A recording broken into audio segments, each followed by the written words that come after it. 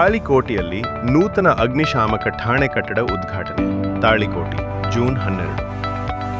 ತಾಳಿಕೋಟೆ ಪಟ್ಟಣದ ಗಡಿ ಸೋಮನಾಳ ರಸ್ತೆಯಲ್ಲಿರುವ ನೂತನ ಅಗ್ನಿಶಾಮಕ ಠಾಣೆ ಕಟ್ಟಡದ ಉದ್ಘಾಟನಾ ಸಮಾರಂಭವು ಗುರುವಾರ ವಿಜೃಂಭಣೆಯಿಂದ ಜರುಗಿತು. ಮುದ್ದೇಬಿಹಾಳ ಕ್ಷೇತ್ರದ ಶಾಸಕರು ಹಾಗೂ ಕೆಎಸ್ಡಿಎಲ್ ಅಧ್ಯಕ್ಷರಾದ ಸಿಎಸ್ ನಾಡಗೌಡ ಅಪ್ಪಾಜಿ ಅವರ ಅಧ್ಯಕ್ಷತೆಯಲ್ಲಿ ನೂತನ ಕಟ್ಟಡವನ್ನು ಉದ್ಘಾಟಿಸಲಾಯಿತು.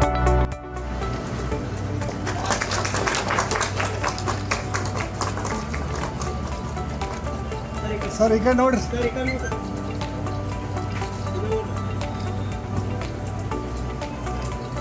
ಮೊಬೈಲ್ ತೆಗಿಪ್ಪ, ಅದು ಆ ಮೊಬೈಲ್ ತೆಗಿ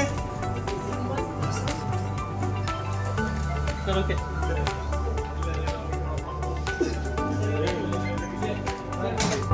ಕಾರ್ಯಕ್ರಮದಲ್ಲಿ ಧಾರ್ಮಿಕ ಮುಖಂಡ ಸೈಯದ್ ಶಕೀಲ ಅಹ್ಮದ್ ಖಾಜಿ, ಕಾಂಗ್ರೆಸ್ ಮುಖಂಡರಾದ ಪ್ರಭುಗೌಡ ಮದರಕಲ್, ಸಿದ್ದನಗೌಡ ಪಾಟೀಲ್ ನಾವದಗಿ, ಫಯಾಜ್ ಉತ್ನಾಳ್, ಮುಸ್ಲಿಂ ಬ್ಯಾಂಕ್ ಅಧ್ಯಕ್ಷ ಮಹಿಬೂಬ್ ಕೆಂಬಾವಿ, ಇಬ್ರಾಹಿಂ ಮನ್ಸೂರ್, ಕಾಸಿಂ ಸಾಬ್ ಅವಾಲೆ, ಮೋದಿನ ನಾಗಾರ್ಜಿ, ಶ್ರೀಮತಿ ನೀಲಮ್ಮ ಗಗೌಡ್ತಿ ಪಾಟೀಲ್ ಸೇರಿದಂತೆ ಹಲವಾರು ಗಣ್ಯರು ಉಪಸ್ಥಿತರಿದ್ದರು.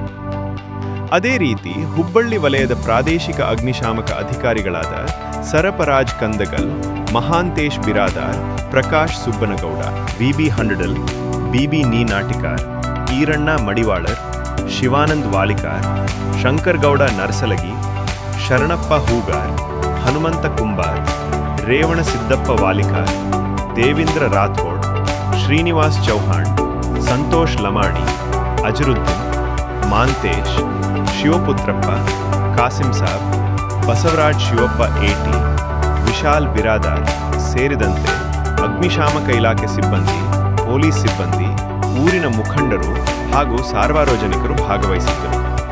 ನೂತನ ಅಗ್ನಿಶಾಮಕ ಠಾಣೆ ಕಟ್ಟಡವು ಈ ಭಾಗದ ಜನರಿಗೆ ತುರ್ತು ಸಂದರ್ಭಗಳಲ್ಲಿ ಹೆಚ್ಚಿನ ಅನುಕೂಲವಾಗಲಿದ್ದು ಅಗ್ನಿ ಅವಘಡಗಳ ನಿರ್ವಹಣೆಯಲ್ಲಿ ಮಹತ್ವದ ಪಾತ್ರ ವಹಿಸಲಿದೆ ಎಂದು ಗಣ್ಯರು ಅಭಿಪ್ರಾಯಪಟ್ಟರು. ವರದಿ ರಮೇಶ್ ದಲ್ಲಾಳಿ, ಪ್ರಜಾಧ್ವನಿ, ಕನ್ನಡ ನ್ಯೂಸ್ ಚಾನೆಲ್, ತಾಳಿಕೋಟೆ.